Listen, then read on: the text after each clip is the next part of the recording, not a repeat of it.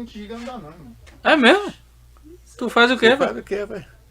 Tá bom.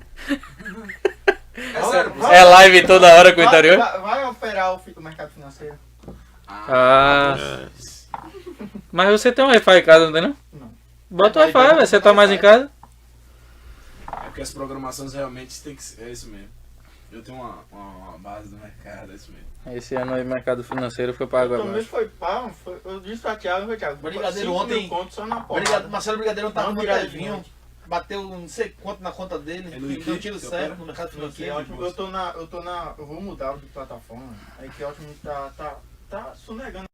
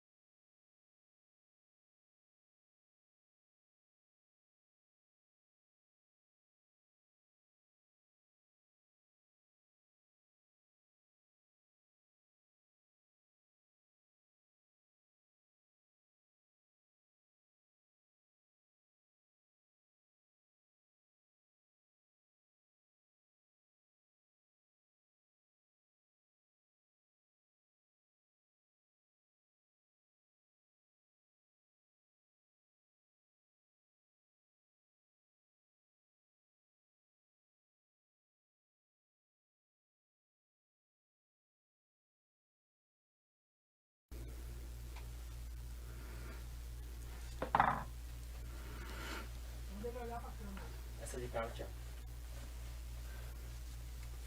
Boa noite a todos.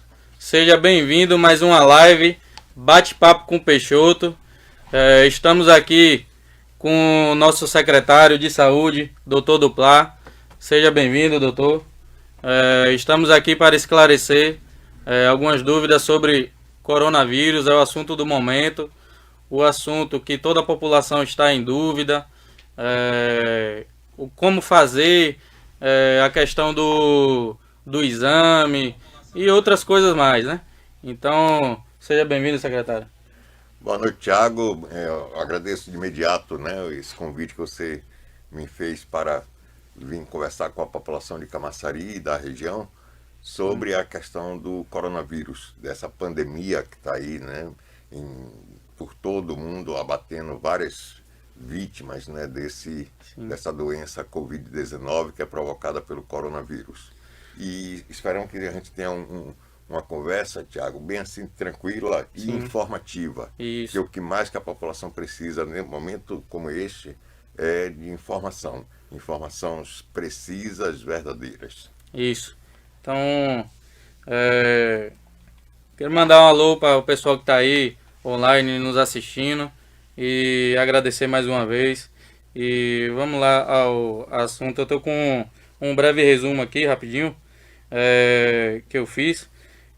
A pandemia do Covid-19 no Brasil teve início no dia 26 de fevereiro de 2020, né? Após a confirmação que um homem de 61 anos de São Paulo retornou da Itália, testou positivo. Aqui na Bahia, no dia 6 de março, foi o primeiro registro. E aqui em Camaçari, tivemos o primeiro registro do Covid-19 no dia 20 de março. Né? Então, a transmissão comunitária foi confirmada para todo o território nacional, né? E aqui em Camaçari, hoje eu assisti agora há pouco, vi que tem 122 confirmados, né? 23 suspeitos, 60 curados e 6 óbitos. Não é isso? Isso. Então, assim, é um número que é bastante preocupante, né? Porque vem aumentando cada vez mais. Na semana passada eu até falei sobre a questão do comércio, porque na semana passada estava mais ou menos controlado, né? Não estava tendo muito crescimento, e aí eu até defendi uma abertura do comércio de uma forma cuidadosa, né? Mas hoje, já vendo esses números aqui, eu acho que as medidas devem ser mais pesadas, porque a gente tem visto nas ruas da nossa cidade, nos centros, a população está andando nas ruas, nos grandes bairros, por exemplo, Abrantes mesmo, tem uma grande quantidade de casos confirmados, e as pessoas estão nas praças andando, às vezes até sem máscaras, né? E aí eu faço uma pergunta em cima disso. O isolamento social continua sendo a melhor opção hoje para diminuir a transmissão do Covid-19? Veja só, Thiago, eu gosto só de lembrar que por trás de cada número desse tem uma vida. Sim, exatamente. Tem uma pessoa, tem um pai, tem uma mãe, tem um filho, família, né? Uma família envolvida. Né? Quando a gente vê apenas o número, é uma coisa, mas quando a gente associa esse número a uma vida, a uma pessoa, né, a coisa muda. Né? Uma doença, Thiago, que não tem vacina, que não tem medicamento efetivamente comprovado para tratar. Verdade. Preocupante, então, né? Só nos resta mesmo, como medida efetiva de diminuir e dificultar a transmissão desse vírus, através do isolamento. Isolamento social. O isolamento, ele não provoca, digamos, ele não proporciona a imunidade na pessoa. Não quer dizer que a pessoa que esteja em isolamento ela não venha adquirir a doença, mas a maneira dela adquirir a doença, se contaminar, vai ser muito menor. O risco é muito menor de uma contaminação, ela se mantendo em isolamento domiciliar. E desde quando o vírus, para ele se desenvolver, ele tem que encontrar esse hospedeiro, que no caso é o homem. Sim. Se ele não encontra o homem para se hospedar, para ele para ele continuar a transmissão dele, essa transmissão para, né? Então esse é o objetivo maior do isolamento domiciliar, da permanência das pessoas em casa, de só sair de casa realmente se tiver uma extrema necessidade. Entendi. Existe uma preocupação com as pessoas assintomáticas? Como é que tem sido feito? Como as pessoas podem procurar a UPA, né? Eu acho que é o local que deve procurar primeiro, para saber se está ou se vai fazer o exame. Explica pra gente, por favor, doutor. Um pouquinho mais demorada essa resposta, né? Sim. Porque a doença, o Covid-19, provocada pelo coronavírus, ela, em 80% dos casos, a pessoa apresenta os sintomas leves, sintomas de gripe, né? Leves, sem maior repercussão, ou então são assintomáticos. Assintomático quer dizer o quê? Que a pessoa não sente sintoma nenhum. Sim. O risco mora justamente aí, porque ele não tem sintoma, mas ele transmite a doença. Então, na hora que ele transmite o vírus para outra pessoa, ele está sem sentir sintoma nenhum. E ele evolui até para a cura e ele não vai achar que ele está doente. Que ele está doente. Se a pessoa, o assintomático, esse completamente assintomático, não precisa procurar serviço de saúde. Não tem necessidade de procurar serviço de saúde, não. O que ele tem que manter é a questão do isolamento social, o uso da máscara facial, a utilização do álcool em gel, evitar compartilhamento de objetos de uso pessoal, né? Não deve compartilhar. Aquela famosa coisa mesmo do brasileiro de estar fazendo alguma refeição, me dê aqui um tira-gostozinho e pegar o garfo que a pessoa está se alimentando e se alimentar. Então essas medidas têm que ser evitadas para que a pessoa não contraia o vírus. No caso dela apresentar um sintoma mais leve, ela pode tentar até mesmo aqueles medicamentos mais caseiros, corriqueiros, tomar um remédio, está com a febre leve, tomar um remédio de febre, está com a tosse, tomar um remédio para tosse. Se o sintoma ficar um pouco mais acentuado, ela deve procurar o serviço de saúde. E aí, Tiago, aqui em Camaçari, logo desde o início, foi planejado, ainda na gestão do antigo secretário Dr. Elier Natan, né, o planejamento dos serviços de saúde. Nós tivemos que fazer um redesenho das nossas unidades, primeiro, para proteger os nossos servidores, já que os nossos servidores ficavam muito expostos, muitos estavam no chamado grupo de risco. Sim. E esses servidores do grupo de risco tiveram que se afastar, né, do atendimento à população. Sim. E, por outro lado, também para que os nossos EPIs, os equipamentos de proteção individual utilizados no serviço de saúde, tivessem um uso mais racional. Então, nós fizemos um redesenho das nossas unidades de saúde, fazendo com que na atenção básica nós criamos as unidades de atendimento de sintomático respiratório. Então, se uma pessoa apresenta algum sintoma de coriza, de febre, de tosse, né, de um pouco de dificuldade de respirar, essas pessoas devem procurar uma das unidades respiratórias, que são, aqui na sede nós temos 4, que é a unidade do Ponto Certo, a unidade do POC 3, a unidade do Gravatá, a USF do Gravatá. Esses locais estão fazendo o exame, no caso? Faz exame. Faz o teste, porque são unidades apropriadas para o atendimento assintomático respiratório. Certo. A questão do teste a gente vai falar um pouco mais na frente, né? Então a pessoa não deve procurar o centro de combate ao coronavírus primeiro? Não. Nesse instante eu chego no centro de combate ao coronavírus. Então essas pessoas com esses sintomas mais leves devem procurar essas unidades respiratórias. Na série, essas 3 que eu já falei, e na Orla nós temos em Abrantes, em Arembepe e em Monte Gordo. Temos também na sede a unidade do Centro de Atenção à Saúde da Criança, a nossa UPinha pediátrica, que nós separamos uma parte só para atender criança que esteja com sintomas gripais. Certo. Fazendo com que a gente proteja a população de outras necessidades, de outras doenças, não fique junto com essas pessoas que apresentam sintoma respiratório. No Nova Aliança, no caso? Na antiga Nova Aliança, mas na parte da UPA pediátrica. Né?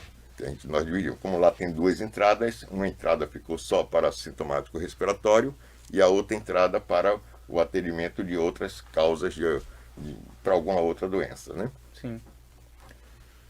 As outras unidades estão funcionando, né, com atendimento de outras patologias. Por exemplo, nós temos o coronavírus, mas a gente continua tendo hipertensão, continua tendo diabetes, continua tendo, né, a pessoa pode amanhecer com problema de coluna, tem várias outras doenças que continuam, apesar do coronavírus, elas continuam. Certo. Isso é bastante importante. E essa população tinha que ter uma assistência. Daí que nós separamos essas pessoas, né, do sintomático respiratório para aquela que não tem sintomas gripais, sintomas de respiratórios.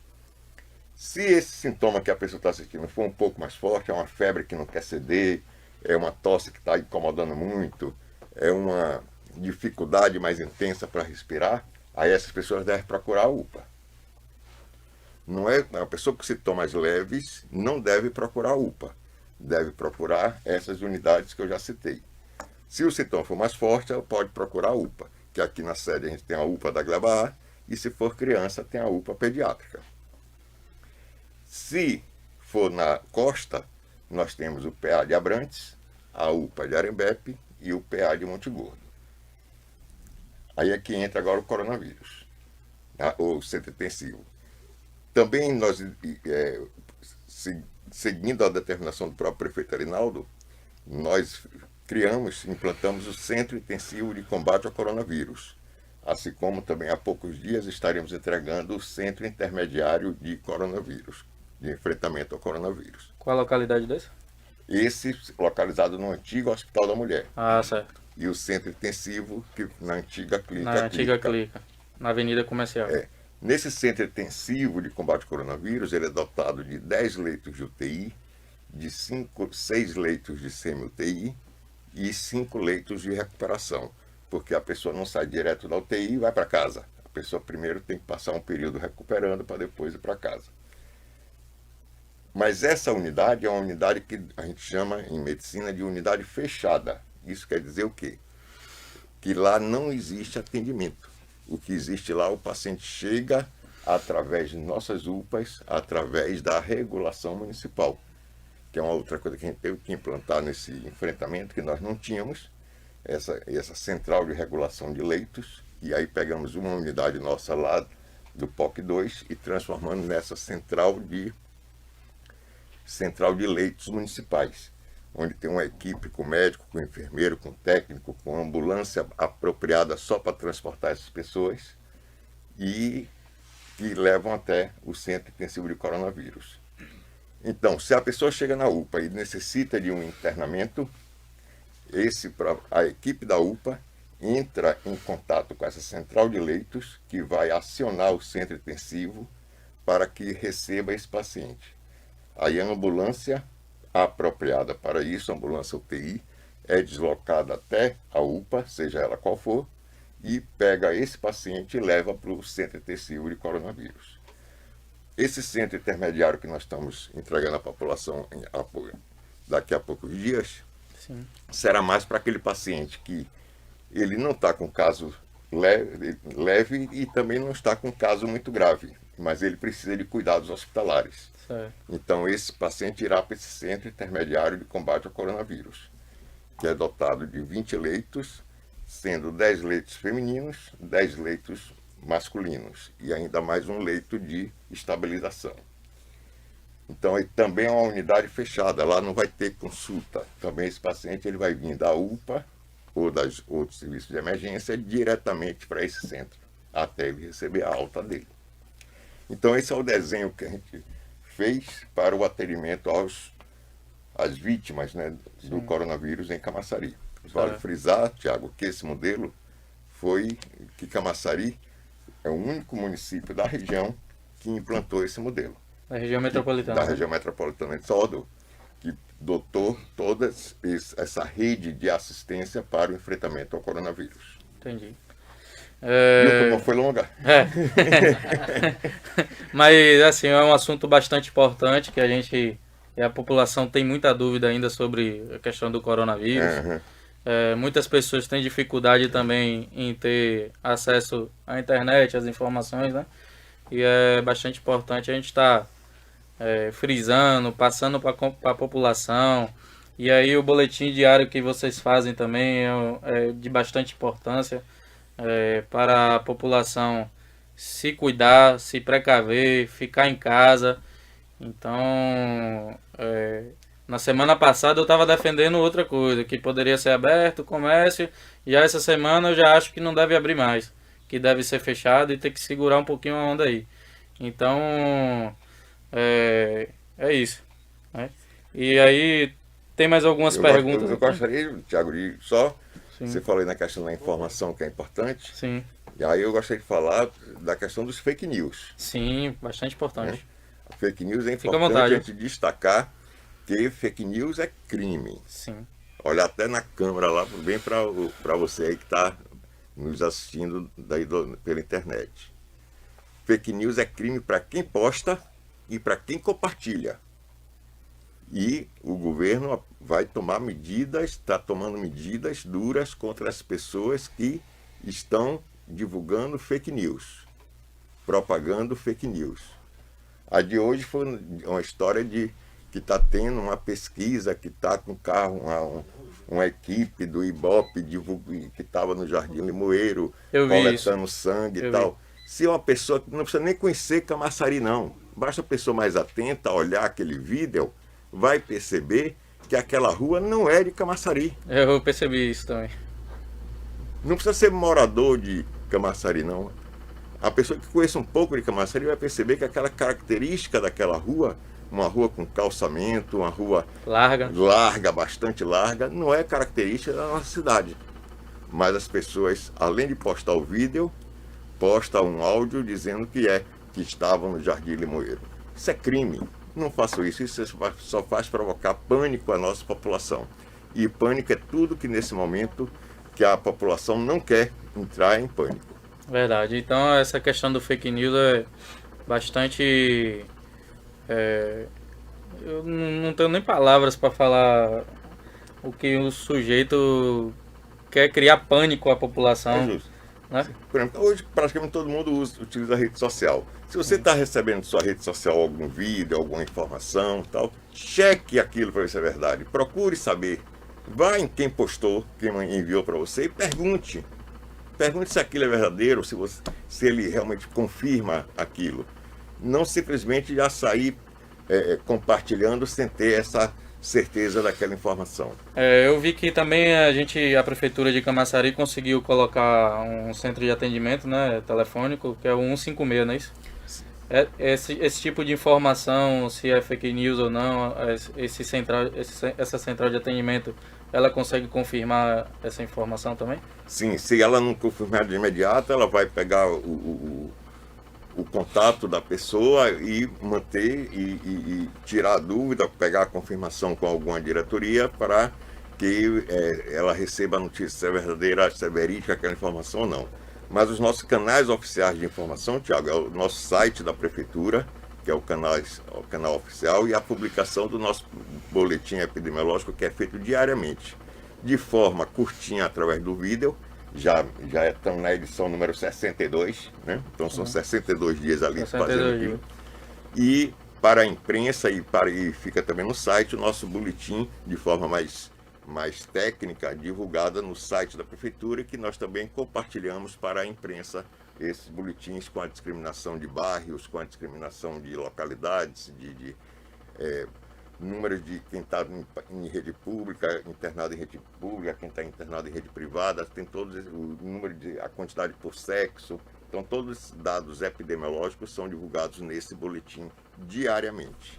E voltando ao call center, o call center foi uma outra medida assim muito positiva que o prefeito Alinaldo tomou logo no começo, Verdade. logo no começo da pandemia, do enfrentamento à pandemia. Através do nosso call center, que a gente recebe uma média em torno de 4.000 ligações mês, né? É a média que a gente está... Bastante ligação, né? Bastante ligação. Ela funciona com o seguinte desenho, né? A pessoa liga, ela é atendida por nossos operadores do chamado primeiro nível, e lá são inúmeras perguntas que fazem, né, para tirar dúvidas ou obter orientação. Vai desde as questões clínicas a outras questões de benefícios. Então, liga muitas pessoas para o call center para obter informações sobre o auxílio emergencial da Caixa, sobre a distribuição da cesta básica, sobre a questão do Vale Merenda. Então, são várias ações que são várias perguntas que são realizadas nesse primeiro nível. Se for uma pergunta mais clínica, né, da pessoa, eu tô ligando porque eu estou com febre, estou com dor, o que é que eu faço, para onde eu vou? Aí esses operadores do chamado primeiro nível passam a ligação para o nosso segundo nível. Nesse segundo nível, nós temos profissionais de saúde que irão conversar com a pessoa. E aí nós temos fisioterapeuta, nós temos enfermeiros, psicólogos, médicos, para informar e orientar a pessoa que está atrás daquela ajuda. Só para lembrar mais uma vez, o número é 156. Então, pessoal, vocês que estão nos assistindo aí, a Prefeitura de Camaçari implantou um call center que atende a todas as dúvidas que a população tiver sobre o coronavírus. O contato é 156. Lá eles vão lhe informar quais são os procedimentos. Diariamente, de segunda a segunda. Isso.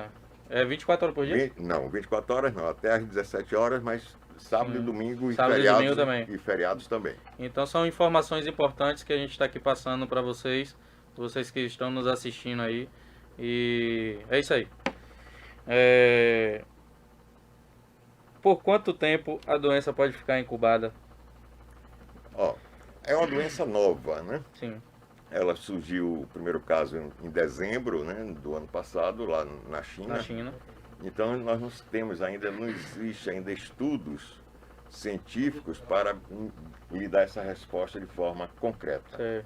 Né? O que a gente sabe é que a pessoa assintomática começa a transmitir ela, e também que a doença tem uma duração em média de 14 dias, né? Os casos mais leves em torno de 14 dias, mas depois dos 14 dias, nos casos mais graves, vai ter que tratar as complicações que essa doença, que o coronavírus provocou no organismo da pessoa. Então, além de 14 dias, ainda... Aí, se for um caso de tem um médio processo a grave, de recuperação. tem todo o processo de recuperação.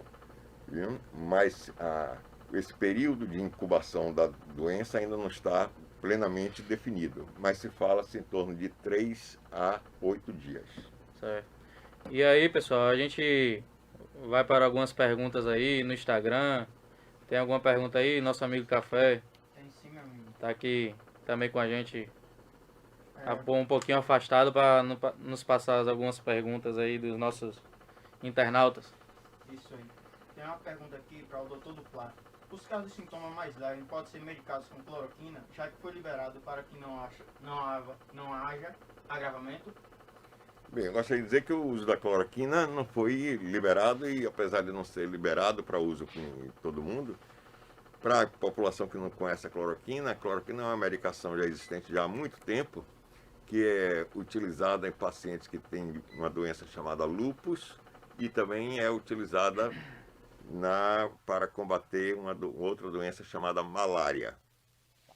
Esse uso da cloroquina é bastante discutível, mas o que a gente sabe é que somente hoje 3 sociedades médicas emitiram nota se posicionando contrário à utilização da cloroquina, principalmente em casos leves, e também como de profilaxia, quer dizer, tomar para não ter o vírus. Foi a Associação Brasileira de Medicina Intensiva, que é justamente aqueles médicos que trabalham em UTI, a Sociedade Brasileira de Pneumologia e Fisiologia e a Sociedade Brasileira de Infectologia. Então, essas 3 associações médicas se posicionam contra o uso da cloroquina dessa forma ampla, do jeito que alguns querem. Mais alguma pergunta aí, nosso amigo Café? Sim, meu amigo. Temos da doutora Natália, que diz aqui. Para encontrar que ela é tão grande a pergunta dela que ela dividiu em duas. É o que eu estou pensando. Sabemos que algumas zoonoses, como esporofitose, debilitam os humanos de baixa imunidade, etc. Consequentemente, essas pessoas, caso venham pegar o vírus, são mais propícias a vir a óbito. uma vez que é Esporotricose. isso, justamente isso aí. Também pode afetar os pulmões. O que o secretário de saúde pensa em fazer em relação aos animais de Camaçari, uma vez que eles estão intimamente ligados à questão de saúde pública em um momento tão delicado. Bem, gostaria de falar para agradecer a pergunta, né, da Natália Natália, um grande abraço aí também, ela é pré-candidata a vereadora aqui de Camaçari. e informar que a esporotricose já existe aqui na nossa cidade, infelizmente, já há algum tempo, acometendo principalmente os animais e alguns humanos também. Mas dizer que o coronavírus digamos assim, no mundo animal, principalmente no mundo canino, é um vírus já bastante conhecido, né? Bastante conhecido. O coronavírus, nos caninos, ele provoca muito quadro de diarreias, né? Quadros intestinais. Então, o coronavírus no cão já existe já há algum tempo. Não é agora esse novo coronavírus, né? A gente não tem registros de contaminação animal que desenvolvendo esse quadro que desenvolve nos humanos, né? E tanto que o que a gente recomenda para quem tem seus pets, né, como eu tenho, né, ter aquele cuidado maior com seus cães, os seus pets, principalmente na hora que for fazer algum passeio, que for fazer, não deixar que ele se encoste em gramas, em muros, né, para proteger a pele dele. Quando chegar em casa, lavar sempre a patinha dele, né, com a solução sanitária para limpar as patinhas dele, para proteger esse nosso pet, entendeu? Mas o coronavírus no meio animal já é um vírus bastante conhecido pelos médicos veterinários. E até o momento eu não li nenhum artigo, né, associando a esporotricose a coronavírus. Não li nenhum artigo científico. Caso você tenha, Natália, você pode até disponibilizar para a gente, que a gente vai ler com muito gosto, né, para a gente aprender mais. Isso aí. Mais alguma pergunta aí? Tem sim nosso amigo Francisco Gomes. Boa noite, Thiago. Pergunta para o senhor Duplá. O senhor acha necessário o fechamento das entradas da cidade para combater o crescimento do Covid-19? Essa é a chamada barreira sanitária, né, que é outra coisa que está muito em discussão pelas redes sociais. Fala, vamos botar barreira sanitária, vamos botar isso, que outro. Não existe efetividade de barreira sanitária. Efetividade científica, comprovadamente. O mundo está completamente diferente. Imagina uma cidade como Camaçari. Quantas entradas e saídas Camaçari possui? Verdade, é muito grande. Quantas entradas e saídas? Minimamente eu diria que 20. Sem muita conta. A gente chega a 20 entradas e saídas em Camaçari. Qual a população flutuante de Camaçari? Isso quer dizer o quê? Que quantidade de pessoas, Tiago, moram em outros municípios e trabalham em Camaçari? Trabalho aqui em Camaçari. Essas pessoas vão ficar sem trabalhar? Essas pessoas vão perder o seu vínculo trabalhista nessa barreira sanitária? Quantas pessoas vêm buscar tratamento médico em Camaçari? Provavelmente, internauta, você tem algum parente que veio de outro município fazer tratamento médico em Camaçari. A gente vai impedir essa pessoa de ter acesso à saúde? Então, a barreira sanitária, ela efetivamente não é segura fazer nos moldes de nenhum município que tem as características que Camaçari tem. É muito diferente que tem de um município pequeno que tem só uma entrada. Por exemplo, a barreira sanitária funcionou bem lá na China. China, se vocês não sabem, saibam que lá é sistema comunista. Lá não precisa de decreto. É só o presidente de lá falar que já é uma ordem. E lá ele disse, vamos fechar a cidade de Wuhan, onde começou. E aí pronto, ninguém sai de casa. E lá ninguém saía de casa. Aí funcionou a barreira sanitária. Bem rigoroso, né? Bem rigoroso. Mas a barreira sanitária, efetivamente, não existe trabalhos científicos que mostrem a eficácia da utilização desse método de isolamento chamado barreira sanitária. E aí, doutor, eu queria emendar um pouquinho na pergunta do nosso amigo Francisco, mandar um grande abraço para ele aqui também. Sobre a questão do teste rápido, a possibilidade, como Salvador está fazendo, aquela blitz do teste rápido, que eu vi que eles estão parando alguns veículos, parando algumas pessoas fazendo esse tipo de teste. Como é que está essa situação? esse teste rápido, se estiver aqui em Camaçari, em quanto tempo tem o resultado?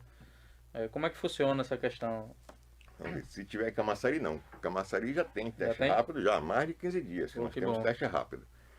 Teste rápido, olha só, para entender, existem dois tipos de testes para não confirmar. Um que confirma efetivamente o coronavírus e o outro que se suspeita que seja realmente coronavírus. Daí que tem que se fazer a contraprova com esse outro teste. Um teste que é o padrão ouro, é o melhor, é o chamado RT-PCR, que é o teste de biologia molecular. São palavras assim, técnicas, mas é que o pessoal... Mas se eu falar assim, é aquele teste que enfia um cotonete no nariz, enfia o cotonete no outro nariz, enfia o cotonete na garganta, um outro cotonete, não mesmo não, viu? Um outro cotonete na garganta. Coloca no recipiente, esse material vai para o laboratório, que no nosso caso aqui na Bahia, é o Laboratório Central do Estado. É o LACEN, né? É o LACEN. Então, que é feito lá o exame, que pela quantidade de exames realizados na Bahia toda, que o LACEN atende a Bahia toda, é uma quantidade significativa de exames que ficam lá aguardando na bancada, como a gente chama, para a realização do exame. E tem um teste rápido, que o teste rápido é feito pelos anticorpos. Então tem dois tipos de anticorpos. Tem o IgG e o IgM. O IgM, para você gravar, digamos assim, M de momento, aí você grava logo. Se a pessoa estiver doente, essa pessoa vai apresentar o IgM. Aí vai dar positivo lá o IgM. Aí você diz que ela está doente. Se a pessoa fez o teste e aparecer lá o IgG, quer dizer que ela esteve doente. Que ela não está mais doente, ela esteve doente. Mas o que acontece? O teste rápido, para ser feito, ele tem que obedecer a alguns critérios. Daí que eu queria que a população prestasse bem atenção nisso.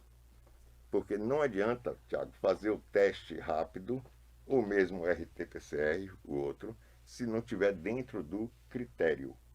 Então tem um critério para fazer o teste rápido. Porque o teste negativo tem uma chance de ser falso muito alta, em torno de 30%.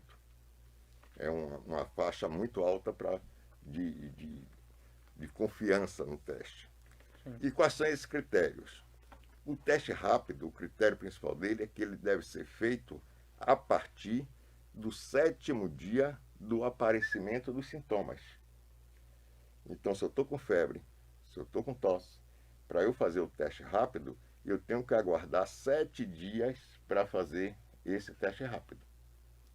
Ou então, eu ter 3 dias que os meus sintomas desapareceram. Digamos que eu passei 10 dias tossindo, e aí desapareceu. Aí se eu espero 11º, 12º, 13º, tenho que esperar 3 dias para fazer o teste, para ver se vai aparecer aquele IgG, dizendo que eu tive a doença. Entendeu? Então não adianta sair doidamente querendo fazer o teste rápido, porque não é assim que funciona. Outra coisa, a realização do teste, isso eu gostaria que a população entendesse, não é garantia de cura, não é garantia que a pessoa não vai ter coronavírus, não é garantia nesse sentido. O teste, ele serve muito para nós que estamos na gestão, para saber que decisão a gente vai tomar. Sim. Para o médico em si, ele não vai mudar a conduta que ele tem com o paciente por causa do teste. Porque se um teste está positivo, se você está com febre, tossindo, né, com falta de ar, e o teste deu positivo, vai ser a mesma medicação, a mesma conduta médica se o teste der negativo. Não vai mudar a conduta médica. Para nós, gestão, muito importante, que nós gestão sabemos que decisões vamos tomar, de que forma esse vírus está caminhando pelo nosso território, pelo nosso município. Exato. Entendeu? Então, eu gostaria de alertar a população que a realização do teste rápido deve obedecer esses critérios. Se não obedecer esses critérios, faz com que aquele exame realizado, que é significativamente dispendioso, caro, né, faz com que ele perca o sentido do teste. O teste do padrão ouro, do RT-PCR, do cotonete, esse deve ser feito entre o terceiro e o sétimo dia dos sintomas. Entre o terceiro e o sétimo. Daí muitas vezes a pessoa diz, eu fui na UPA, eu estou com sintomas. O discurso é assim. Eu fui na UPA, estou com sintomas e o doutor não fez o teste. Se não fez o teste é porque não estava nos critérios para se fazer o teste. Com certeza o profissional que atendeu ele na UPA deu a orientação de quando ele completasse aqueles dias que ele iria realizar o exame, ou então que a nossa vigilância epidemiológica iria entrar em contato com ele. Ele faz a avaliação do paciente, né? Faz a Como é que avaliação do tá. paciente. Avalia o critério É. e a depender faz o teste ou não. Mas os testes nós temos, né, em todas as unidades sintomáticas nossas nós temos testes, em todas as UPAs e PAs nossos nós temos testes. Então os testes nós temos para testar a população dentro dos critérios. Você citou Salvador, gostaria de dizer que ainda hoje o prefeito ACM Neto determinou que vai mudar a sistemática do teste lá em Salvador. Ele vai mudar, porque ele viu que esse modelo que ele implantou lá em Salvador das Blitz, que não digamos assim, para a gestão de Salvador legal, mas para o paciente em si, não é. Então já mudou. E, inclusive, Salvador fez uma pesquisa agora, está sendo submetida a uma pesquisa do IBOP e com o Ministério da Saúde, onde foram testados uma pesquisa estatística, né? Foram pesquisadas em torno de 250 pessoas, e justamente para ver como é que está essa transmissão do vírus em Salvador. Só a partir daí é que a gestão pode tomar algumas medidas mais restritivas, algumas medidas mais duras, algumas medidas para conter mais essa população. Mas eu volto a afirmar que o teste não é garantia, que a população tem que se conscientizar que o teste é realizado quando se tem os critérios para se realizar esse teste. Entendido. Tem mais alguma pergunta aí, Café? Tem várias. Vamos lá, tirar a dúvida do povo aí. Vamos lá. Dona Dalva, secretário, em relação à Feira de Camaçari, qual a sua providência? Porque é um lugar de grande aglomeração. Sim, sem dúvida, né? Um local de grande aglomeração. O prefeito Antônio Linaldo, ainda na final da semana passada, constituiu uma comissão, né, para intensificar essa fiscalização na feira. É uma comissão formada pela SEDU, Secretaria de Desenvolvimento Urbano, pela STT, com o Coronel Castro, com a CESAL, Secretaria de Saúde, e teve a participação efetiva do coordenador da feira, e daqui eu já mando um abraço para meu amigo Namuciés. Grande abraço aí na Muciés também. E lá ficou decidido que a gente vai fazer uma fiscalização muito educativa, né, com foco na educação, não é com foco na repressão, que esse não é momento de se fazer repressão, para orientar a população. Outra medida também que foi tomada, foi a confecção de 250 mil máscaras que estão sendo confeccionadas, e aqui proporcionando que a nossa própria população mais atingida com a questão da economia solidária, com a economia dos pequenos empreendedores, foi feita a aquisição através de associações de costureiras, através de cooperativas, através dessas instituições para proporcionar trabalho e fonte de renda para elas. E nessa fiscalização será entregue também essas máscaras para a população. Na feira foi orientado algumas medidas restritivas, como o afastamento das bancas, né, das bancas de frutas e de alimentos que são ali comercializadas, e verificar até mesmo a questão da limitação de acesso de pessoas por período, né, dentro da feira. São medidas que estão sendo estudadas, sempre de uma forma com foco mais na educação do que mesmo na repressão. Porque essa medida não se muda com repressão, se muda com a educação. É o povo se educando, Dalva, que o povo vai começar a ter uma conduta melhor na sua vida social. A prefeitura tem feito o trabalho de conscientização, não é isso, doutor? Ele, desde o início, quando estava na gestão da Secretaria de Saúde do Dr. Elias Natan, que hoje está como vereador. Mandar um abraço para ele também, um grande amigo.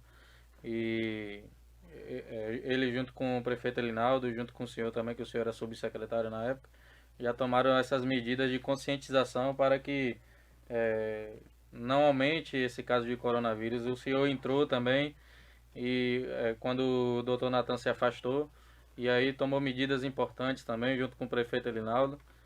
Essa medida das máscaras, 250 mil máscaras, é bastante importante. Essa questão da educação, a conscientização da população também é bastante importante. E aí, desde já, eu já parabenizo e a gente vai aprendendo, né? O dia a dia a gente vai tomando consciência da situação e passando para a população também, não é isso? Sim, e complementando também em relação à feira, também é realizada através da CESP, a higienização e desinfecção Sim, da bastante feira, importante. né, é realizada todo final de turno, né, realiza toda aquela desinfecção daquelas áreas mais críticas, assim como das nossas unidades de saúde, Thiago, também são feitos esse trabalho de higienização e desinfecção.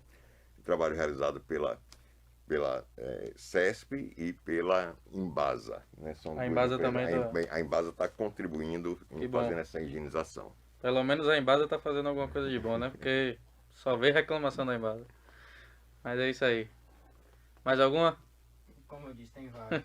Temos uma pergunta aqui bem peculiar do nosso amigo Muriel Dias.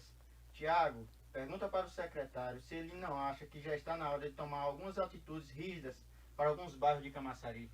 Essa pergunta eu tinha para fazer também. A gente vê que... Um abraço aí para Muriel, para Dalva também, a última que falou, fez a pergunta. No caso como Catu de Abrantes, Vila de Abrantes, tem o Ponto Certo e a Glebaé, são os bairros que mais tem casos. O senhor acha que há essa possibilidade de ter essas questões mais rígidas nesses bairros? Como é que você tem visto e conversado com o prefeito sobre essa situação? O que é que vocês acham que deve ser feito? Bem, nós estamos realizando o monitoramento, né, de toda dessa movimentação. Isso Sim. a gente faz diariamente, monitorando, para que, caso venha a ser necessário, o prefeito tome essas medidas. Isso aí, sem dúvida, mas para o prefeito tomar essas medidas ou não, vai depender da população, vai depender da educação, dessa questão da educação que a gente está frisando, que a população se eduque, que respeite, né, as medidas de distanciamento social, as medidas de higiene, Os decretos? os decretos, né, para que proteja ela própria e proteja a sua família, né, assim ela estará protegendo outras pessoas. Mas se for necessário, o prefeito tomará essas medidas necessárias para conter essa transmissão do vírus em Camaçari. Mas nós estamos monitorando. Cada município tem sua característica. Sim. O município de Salvador tem uma característica, o município de Lauro de Freitas tem uma característica, o município de Camaçari tem outras características. Basta dizer que aqui em Camaçari a gente tem, por exemplo, a gente tem a sede com uma característica completamente diferente de Abrantes, que é completamente diferente de Monte Gordo. Sim, verdade. Daí que nós implantamos os 3 distritos sanitários, foram implantados justamente por causa disso, são características diferentes.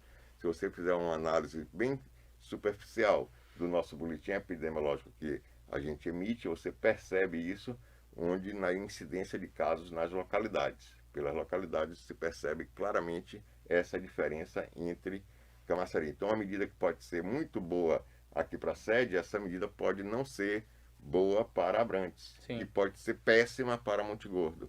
Então, tem que se avaliar todas as questões, Cada localidade. cada localidade, ter o olhar focado naquela localidade. Não se pode tomar atitudes para um município que tem só de orla 42 quilômetros, Muito extenso. muito extenso, tomar medidas punitivas para a população, medidas restritivas para a população de uma forma em geral. Mas eu lhe falo, Muriel, que nós estamos monitorando toda a situação. Inclusive hoje mesmo pela manhã eu estive lá em Vila de Abrantes.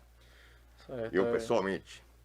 Então aí, tá vendo? Nosso secretário também tem visitado esses locais onde está tendo a contaminação, bastante contaminação, são locais preocupantes, não é isso, secretário? Isso. E o senhor acha que há possibilidade de lockdown, questão de toque de recolher nessas localidades? Eu vi que também a Polícia Militar também estava fazendo uma ação, até passou em alguns jornais, alguns veículos de comunicações, que a Polícia Militar estava com, acho que um microfone, um megafone, solicitando que as pessoas entrassem porque estavam fazendo festa, né? Então, não é um momento de festa, as pessoas estão de férias e achando que é um momento de curtir. Não é. É um momento sério, um momento difícil que a gente está vivendo. Eu mesmo nunca passei por isso. Sou jovem, né? Tenho 31 anos. Nunca vi uma situação igual a que estamos passando. Mas o senhor acha que há possibilidade de lockdown? Acha que há possibilidade de multas? Eu vi até que um vereador daqui de Camaçari questionou sobre a questão de multas para quem não usar máscara ao sair às ruas. Qual é o seu posicionamento referente a isso? O que é que o prefeito Elinaldo tem achado? Isso é todo esse monitoramento que eu me referi na pergunta anterior de Muriel. Nós estamos fazendo esse monitoramento. Caso seja necessário, terá lockdown, que é o fechamento, né, trancar todo o município, né, ou todo o bairro. Poderá ser implantado toque de recolher. Tudo vai depender do comportamento da população. E aqui você citou a Polícia Militar, eu gostaria de agradecer aqui tanto ao ao Tenente-Coronel Gabriel Neto, como ao Major Presa, lá da 19ª lá da Orla, né, lá da Costa, pelo apoio que eles vêm dando a todas essas ações de fiscalização, ações de cumprimento do decreto municipal, proporcionando realmente segurança à nossa população. E eles, inclusive, a própria Polícia Militar participou dessa ampla reunião que o prefeito realizou lá no seu gabinete para tratar dessa questão da fiscalização. E a Polícia Militar, de forma muito ordeira, de forma muito pacífica, está dando uma grande contribuição nesse momento para o enfrentamento do coronavírus. Verdade, parabenizar também a Polícia Militar pela ação que tem feito aqui na nossa cidade. Também a ação de conscientização, né? Sem dúvida. Então, agradecer a Polícia Militar por isso aí também. Só para relaxar um pouco, eu assisti o vídeo, não sei se você deve ter Assisti. assistido o mesmo vídeo, é aquele que ele conta 1, 2, Sim, 3. sim. Eu achei bem interessante que ele disse que ia contar até 3 e o comando que estava lá, ele contou já só até 3, todo mundo já foi para casa. Eu até achei um pouquinho engraçada a situação. Sem dúvida. Mas eles agiram, os policiais agiram de uma forma muito ordeira, muito, né, foi bastante informativa, educativa. Isso. Né? Pronto. Mas foi bastante, está sendo bastante importante a questão da Polícia Militar perante a população e ajudando o governo municipal também nessa questão aí. Tem mais alguma pergunta aí, meu amigo? Tem sim, meu amigo. Tem Erivaldo, tá perguntando, Thiago, pergunte ao secretário se as academias podem abrir com meia porta. Um grande abraço aí, Erivaldo. Obrigado pela pergunta também. E aí, secretário? Eu gostaria de dizer para Erivaldo que são vários segmentos da atividade, né, social, da atividade econômica que estão solicitando essa abertura, esse relaxamento dessas ações. Mas, Erivaldo, na hora que a gente percebe o nosso gráfico dos casos ativos, que por aqui a gente nos preocupa muito com os chamados casos ativos, Thiago. O que são casos ativos? São aqueles casos confirmados que estão em isolamento domiciliar e em isolamento hospitalar. Na hora a gente soma. Então a gente tem que verificar nossos casos ativos ao longo de 14 dias, para frente e para trás, para a gente fazer a análise. E na hora que a gente observa esse gráfico, Erivaldo, a gente percebe que não é o momento. Não é o momento de abrir academias. Há academias, muitas delas aqui da nossa cidade, né, tem características que impedem o chamado distanciamento social, né, o afastamento, a própria produção, né, da atividade física faz com que a pessoa salive mais, que emita mais os chamados perdigotos, aquelas gotas da saliva, né, ao falar, ao tossir, apresentar alguma coisa, então não é recomendado nesse momento a abertura de academias. Mas não é só o setor da atividade física que está pleiteando essa reabertura. Vários segmentos da atividade econômica estão pleiteando, porque realmente é um momento muito crítico, a gente tem que reconhecer, né, que é um momento bastante crítico, são aí 60 dias já, mais de 60 dias que está nessa questão aí do fechamento, e isso faz com que a atividade econômica sofra muito. Mas gostaria de dizer também que também o município sofre muito. Sim. A arrecadação municipal diminuiu consideravelmente, tanto o ICMS como os demais impostos, ISS, o próprio IPTU, né, todos foram impostos que tiveram a queda bruta, né, de arrecadação aqui no município. E aí eu já entro até na própria governo federal, que até o momento ainda não repassou a verba, apesar de que teve um fake news aí que foi divulgado, que Camaçari tinha recebido 28 milhões. Fake news, não recebeu ainda, ali era uma planilha de um projeto de lei que se encontrava no Senado. Que estava para votação ainda. Estava para votação ainda, que se encontra em processo lá em Brasília, não tem nada definido. Então, o que nós recebemos, Tiago, foi através de emendas parlamentares, inclusive aqui eu gostaria até de ser da sua ligação com a deputada federal Daiane Pimentel. Sim. Inclusive uma das emendas da deputada Daiane Pimentel já foi paga, já recebemos, né? E aí daqui eu gostaria de mandar um abraço para ela, né? E agradecer essa dedicação dela na liberação dessa emenda parlamentar para Camaçari. Isso eu também agradeci na semana passada, e venho também agradecer a deputada, que todas as vezes que a gente vai conversar com ela ou tem algum encontro, ela nos atende. E muito obrigado, deputada, por estar atendendo as nossas demandas aqui de Camaçari. Mais alguma pergunta aí, meu amigo? Tem sim. Só para complementar, o rapaz disse que tinha academias abertas no Parque Verde 2, então aí já é uma atenção para esse bairro. E academia, só para completar aqui rapidinho, é um local que aglomera muita gente, né? Isso, aglomera gente. Muitas pessoas vão à academia, então tem muita gente ali dentro da academia, e pode ser um local de muita propagação do coronavírus, né? Tem outra aqui. Senhor Duplar, a fábrica de máscara que chegou na cidade, qual a capacidade de produção e será distribuída gratuitamente? Bem, é uma... Como é o nome do internauta? Tem? Júnior Café. Quem? Júnior Café. Júnior Café. Seguinte, Júnior. Vamos dizer que eu falei aqui que foi a associação que foi feito o chamamento para associações, para cooperativas. São mais de 20 empresas pequenas e instituições pequenas para a produção dessas 250 mil máscaras.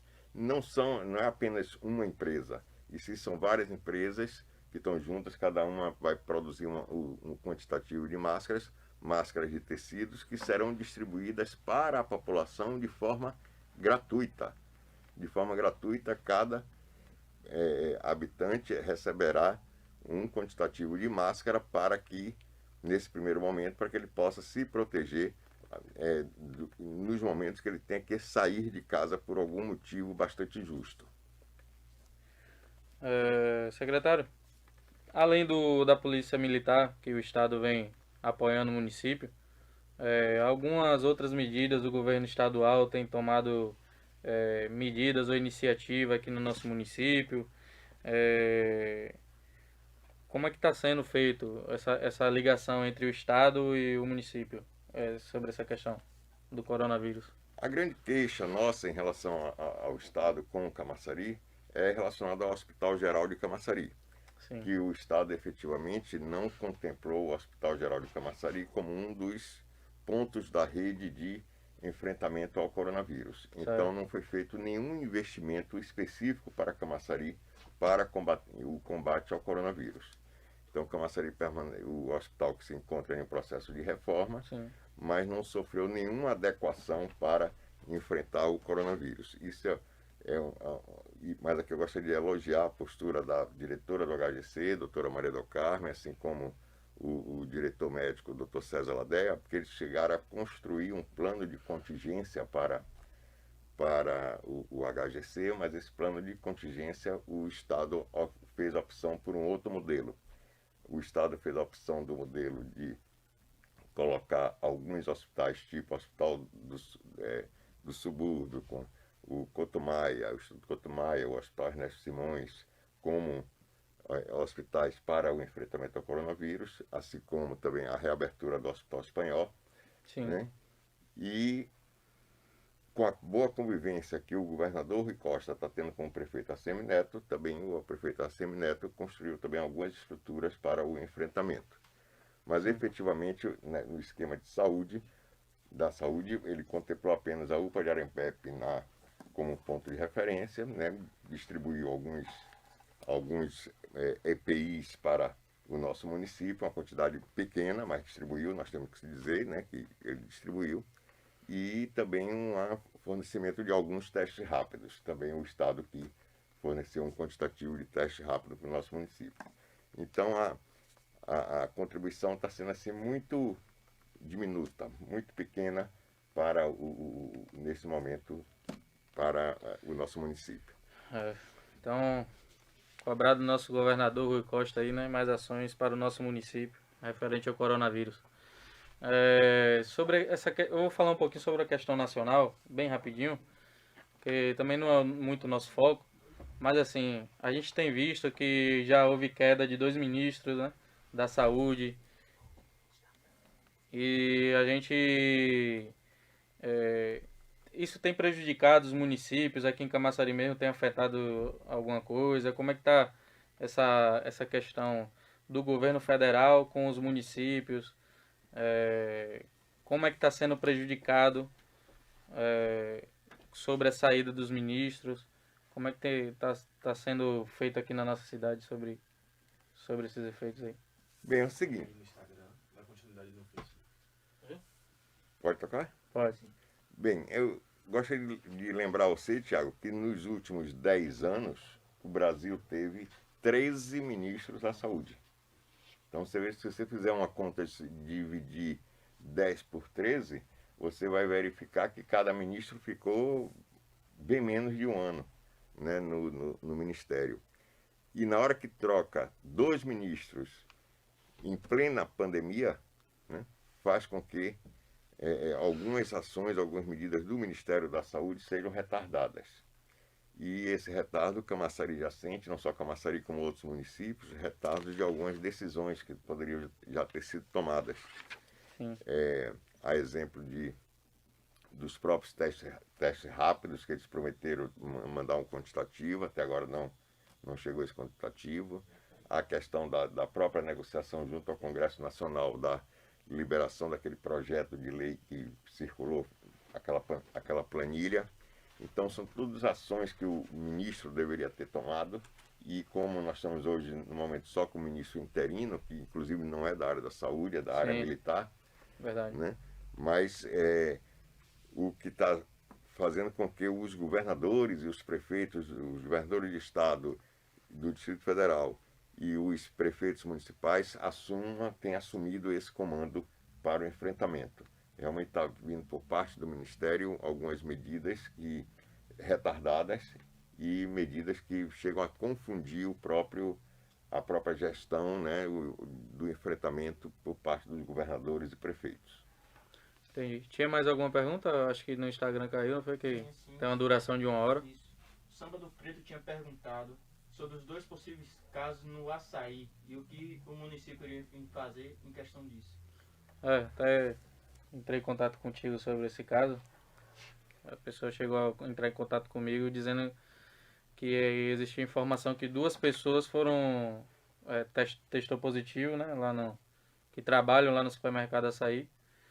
E até perguntei ao secretário, ele se prontificou em verificar essa questão. E eu também já ia emendar essa pergunta aqui. A gente visita um local que pessoas testaram positivo. As pessoas devem se desesperar para fazer os testes também, aguardar, porque as pessoas ficam preocupadas, né? Teve um contato com a pessoa ali que testou positivo, e aí o que é que ele deve fazer? E aí a gente volta um pouquinho a pergunta que a gente tinha feito mais cedo, mas é um pouquinho diferente porque é uma situação que tem várias pessoas naquele ambiente ali o tempo todo, que é um supermercado.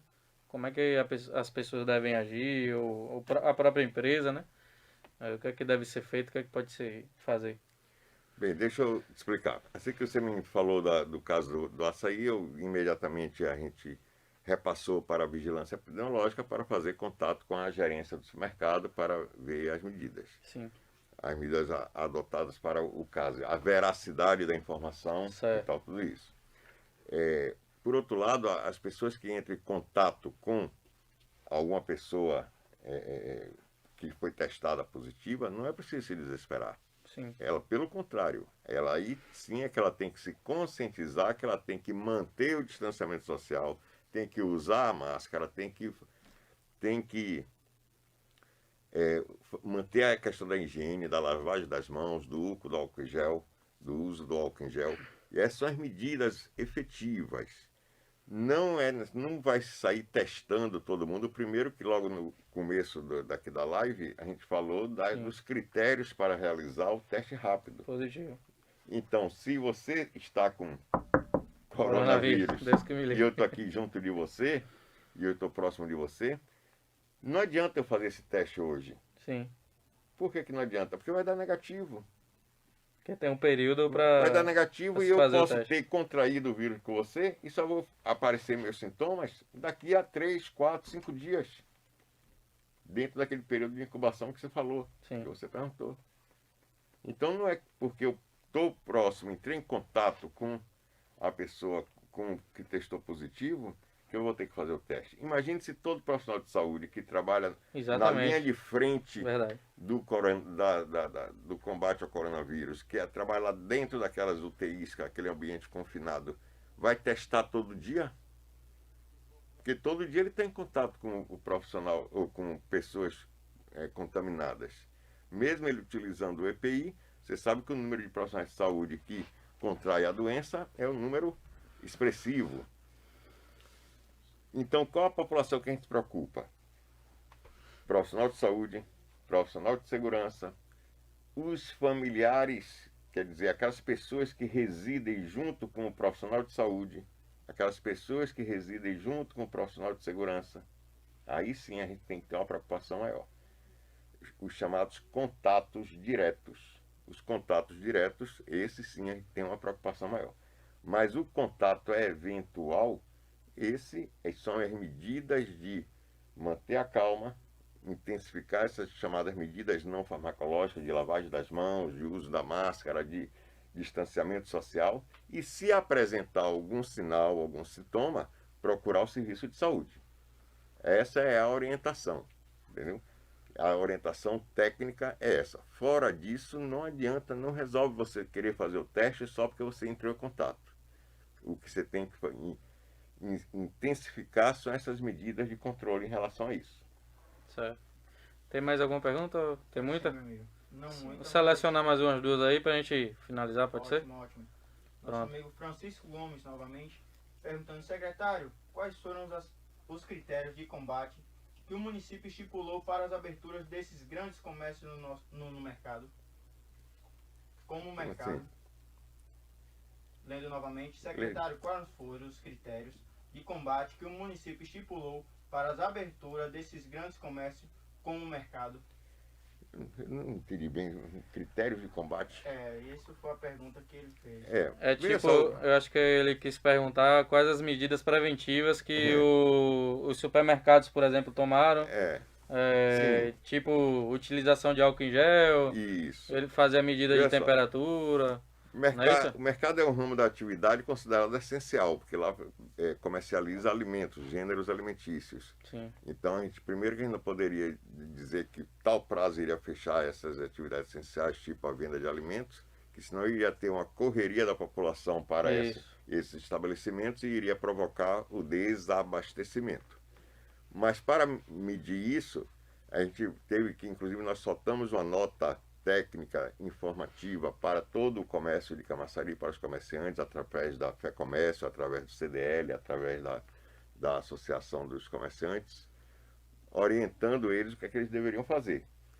Então, a utilização do álcool gel na entrada e na saída, então entra e sai Na hora que o cliente chega, tem que usar o álcool. Na saída também do estabelecimento, borrifar. Dar preferência ao pagamento não por dinheiro, mas através de cartão. E o equipamento ser higienizado, a higienização do equipamento. A limitação do número de pessoas, né, por estabelecimento, né, por área. Então também é verificado isso. O uso de máscara, o cliente só pode entrar no estabelecimento se estiver portando máscara facial. O uso de máscara por parte dos funcionários, dos seus funcionários.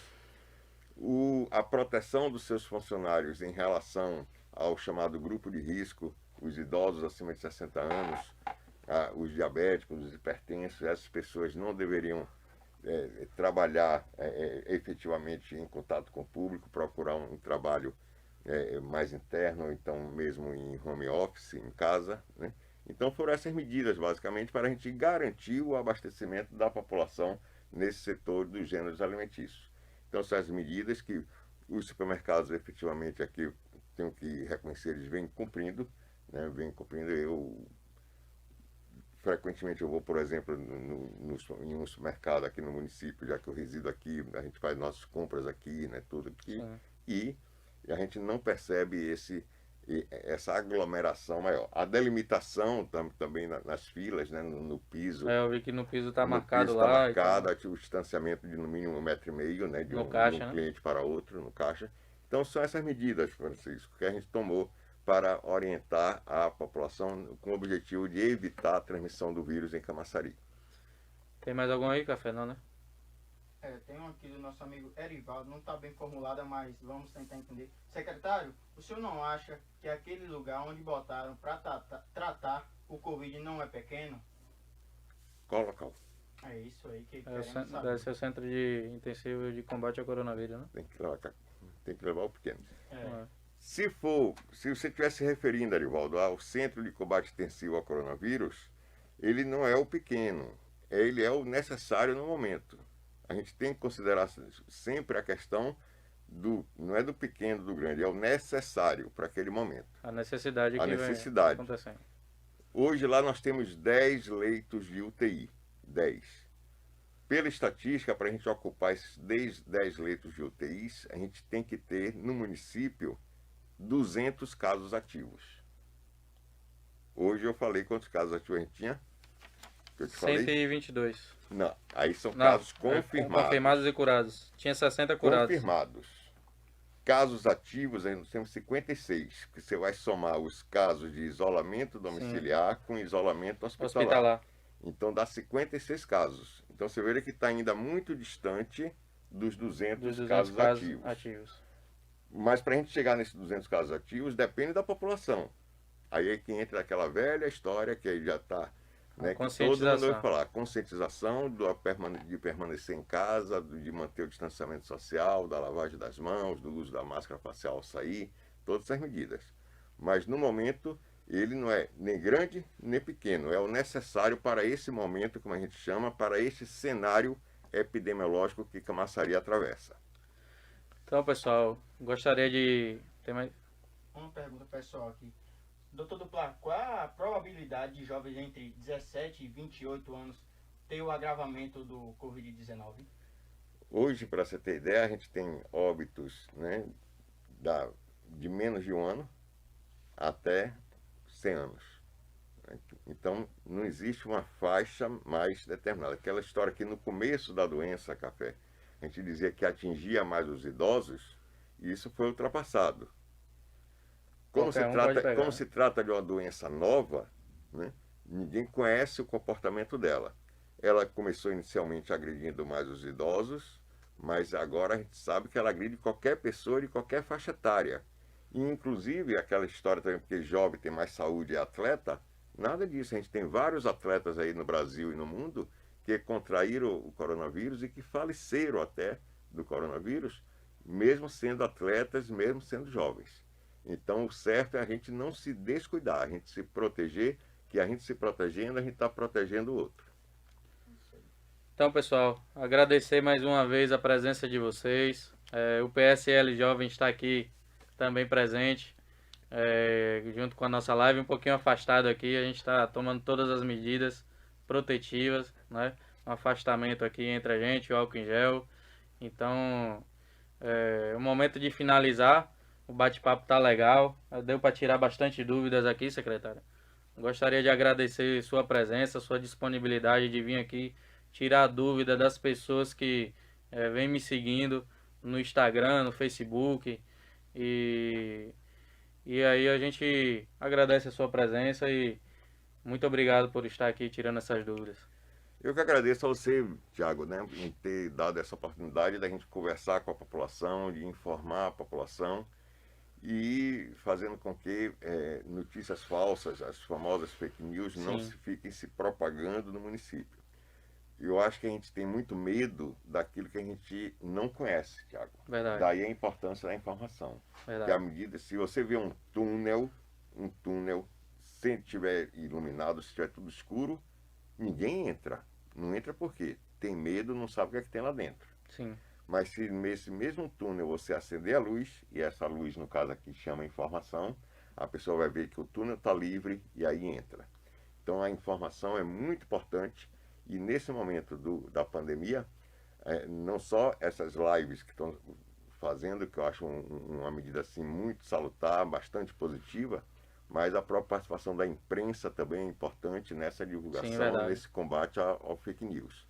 E aqui eu gostaria de agradecer a você, principalmente, e a todas as pessoas que ficam participando fazendo essas lives para informar a nossa população. E agradecer também a sua produção, que realmente é uma produção atende a gente, atende muito bem, né? Gostei muito de estar aqui informando a população. E desejar à população que tenha um bom repouso, né?